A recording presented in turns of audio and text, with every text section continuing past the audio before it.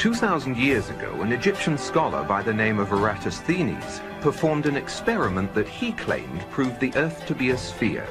However, there are serious doubts about the accuracy of his data and his scientific procedures.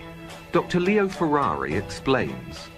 Oh, the Eratosthenes experiment is an experiment supposedly conducted in the 1st century, whereby this ingenious person was supposed to have proved, I say that in quotes, that the Earth was a sphere of some 4,000 miles radius.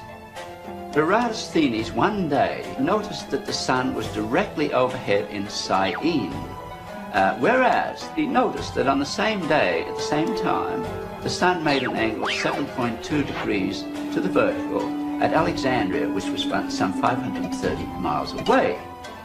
How did Eratosthenes in the 1st century know what the sun was doing on the same day in two places which are 530 miles apart? One can take all those same data, knowing that the Earth is flat. In one place you have the sun directly overhead, and at another place, at the same time, at 530 miles away, let us suppose that it does make an angle of 7.2 degrees to the vertical. Then we have a right-angled triangle, which it can be easily shown that the sun is some 4,000 miles up in the sky. These superficial, even, considerations show that it's impossible. The whole thing, it's a story, a fairy story made up and mindlessly repeated in textbooks. Now people will say, well, you can't be thinking that the Earth is flat because people, they fly around it. They take boats around it. Yeah, we know, like Magellan. And people like NASA love to throw these things right in our face. For instance, this is the NASA-designed Magellan mission patch. Notice anything weird about it? It's a boat that goes in a circle. Do you see that? Is it going around a globe? Or is it making a circle around a flat disc? The sailor thinks that he's traveling around the Earth this way, when in effect he's traveling around the Earth this way. And he's creating a circle. He's moving in a continuous direction around. He goes through the various parts of the circle, and he comes back where he started from. He's going around this way.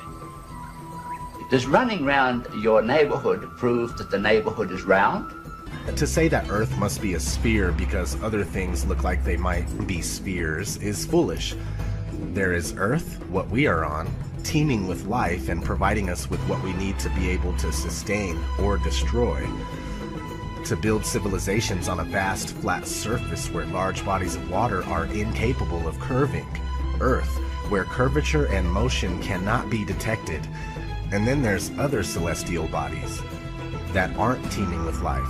And we really don't know what they are or what they look like up close. So people who believe in the globe Earth like to say, the sun and the moon and all the planets are spheres. You can just tell by looking at them, they're spheres. So what makes you think Earth is flat and not a sphere? This in my hand is a sphere, right? Oops. But it's not. So how the fuck do you know the moon isn't just a half sphere or the sun isn't just a half sphere? How do you know when you're looking at the sun, it isn't that on the other side? You don't! You ever seen the other side of the sun? No, you haven't. You haven't ever seen the other side of any of those fucking things. This just proves if you can't see the back of something, you don't know what the fuck it is. It's a fallacy to say, well, everything else out there is spherical, so we must be. You know, how this is special. You know, so why? It's like saying a basketball is round, so why isn't the court round? You know, it's a fallacy. Spherical Earth paradigm is coming to an end. There is no curve to be found or measured. And there's hints sprinkled all over the place, like this popular study, for instance. A study conducted by Department of Geography, Texas State University, and Department of Geography, Arizona State University, concludes that the state of Kansas is flatter than a pancake. On a scale where 1.0 means perfect flatness, the calculated flatness of the pancake is approximately 0.957. That's pretty flat, but Kansas is 0.9997 flat over its length of 400 miles. a distance that should render 20 miles of curvature from one side to the other on a sphere that's 25,000 miles in circumference.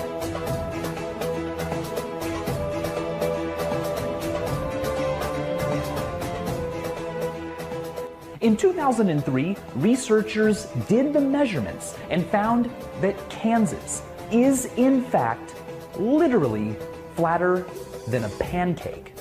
Of course, the Earth is not flat, the Earth is round. Otherwise, travelers would be falling off the edge all the time.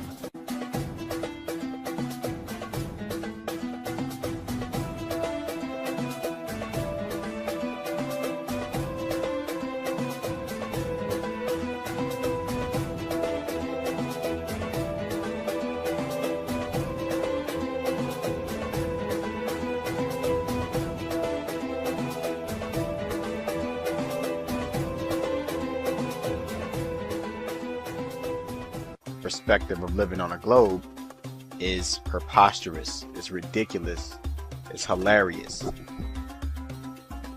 How we are taught to perceive the world we live on, because basically, even when trying to depict it, it's hilarious. They have no way of depicting it without it being comical. You have whales climbing the curve, like, I mean, okay, let's just say gravity is holding the water and the whale in the water. What is assisting him to climb? Is gravity doing that too?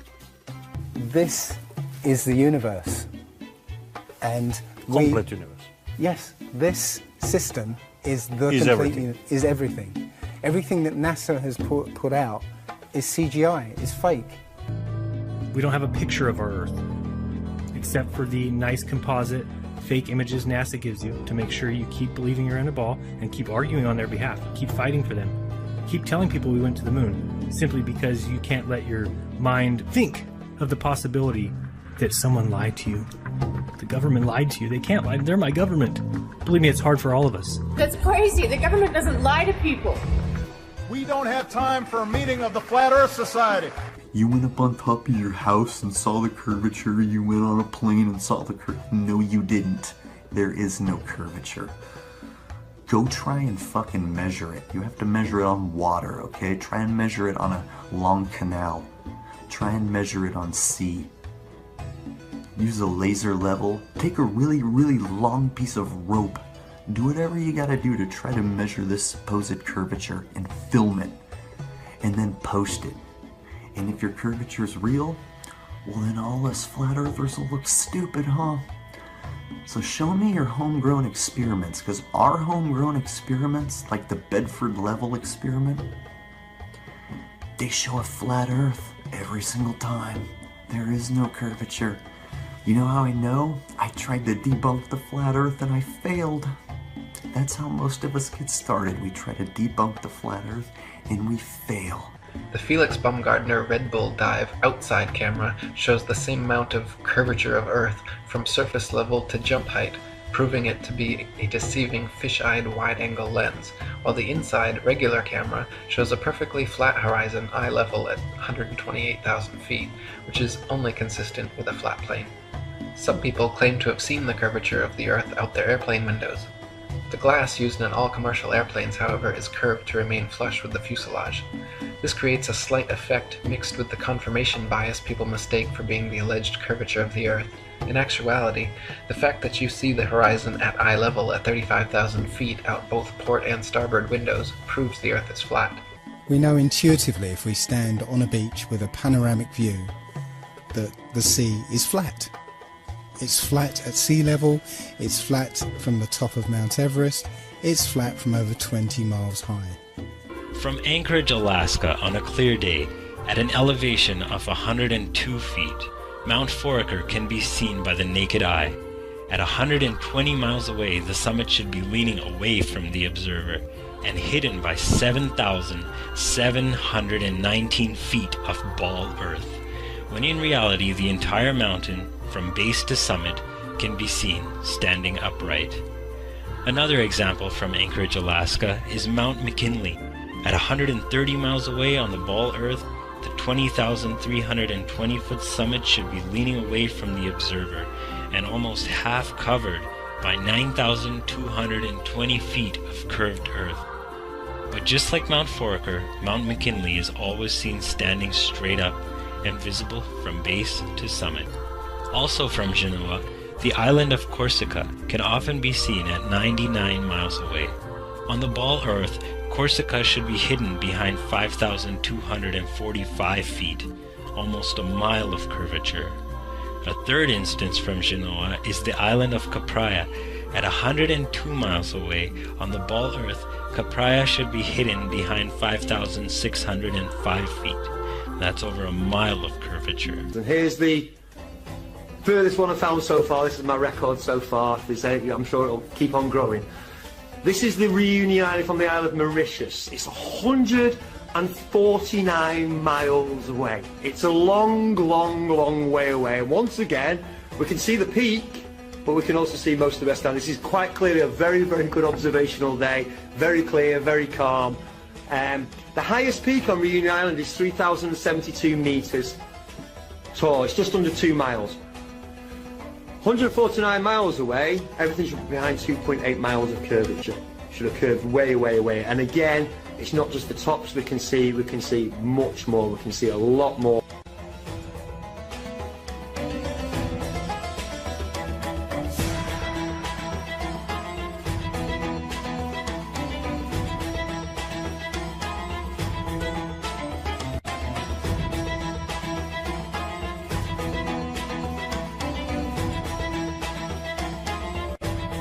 The Suez Canal, connecting the Mediterranean with the Red Sea, is 100 miles long without any locks, making the water an uninterrupted continuation of the two seas.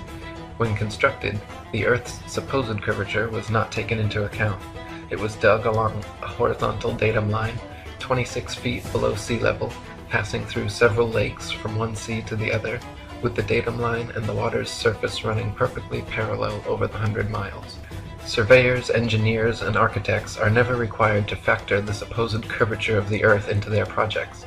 Canals, railways, bridges, and tunnels, for example, are always cut and laid horizontally, often over hundreds of miles without any allowance for curvature. Engineer W. Winkler was published in the Earth Review regarding the Earth's supposed curvature, stating, "As an engineer of many years' standing, I saw that this absurd allowance is only permitted in school books. No engineer would dream of allowing anything of the kind. I have projected many miles of railways and many more of canals, and the allowance has not even been thought of, much less allowed for. This allowance for curvature means this, that it is 8 inches for the first mile of a canal and increasing at the ratio by the square of the distance in miles.